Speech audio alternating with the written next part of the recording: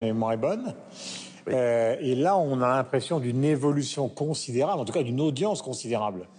Fally Ipupa, c'est une superstar. Hein. Il est quinois, donc de Kinshasa, congolais. Et il a été... c'est sans doute la plus grande superstar en Afrique francophone aujourd'hui, qui vivent toujours en Afrique, pas comme Angélique Kidjo qui est partie vivre New York. Aux États-Unis. Jeune Afrique l'a classé parmi les 50 personnalités africaines les plus importantes et influentes. Il est le 6e artiste africain le plus riche dans les derniers classements. Et c'est un véritable phénomène.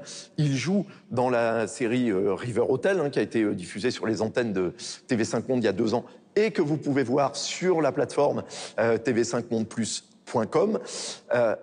Mais quand on a organisé le lancement de cette série à Kinshasa, mais c'était une émeute. La moitié de la ville était bloquée tellement tous ses fans voulaient être là pour le voir, pour l'entendre, pour le toucher, pour faire des selfies, etc. C'est une superstar absolument considérable.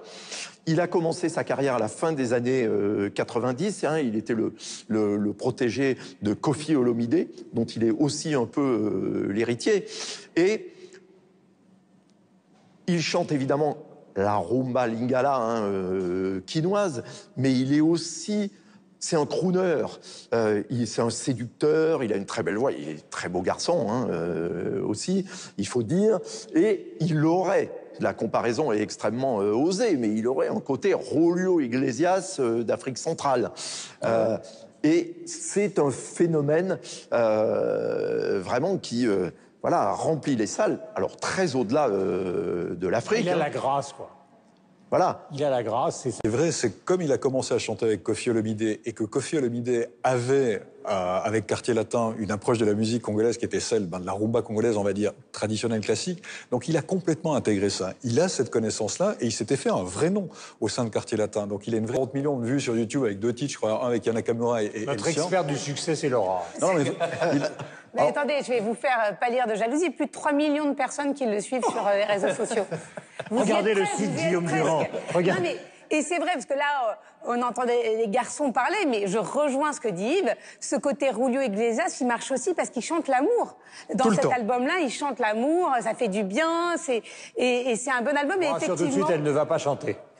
Et effectivement, chaque vidéo là, récemment postée, c'est plus de 10 millions de vues en une semaine. Donc le succès est énorme. Mais l'album est bon.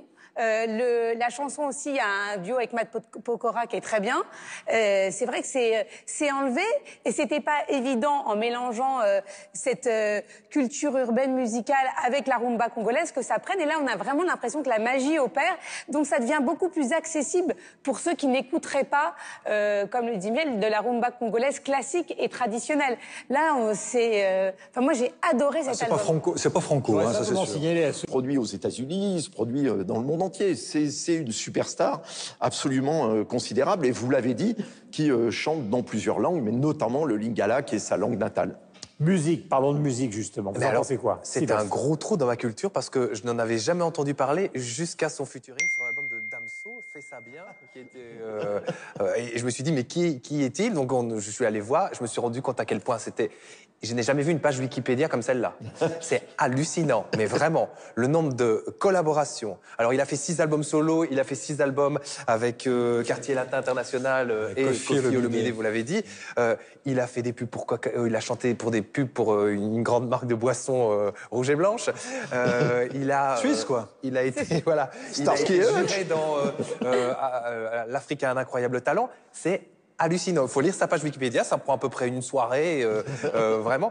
Et après, évidemment, je me suis plongé plus en avant dans ce qu'il fait. Ce qui est assez dingue, c'est quand on lit son histoire.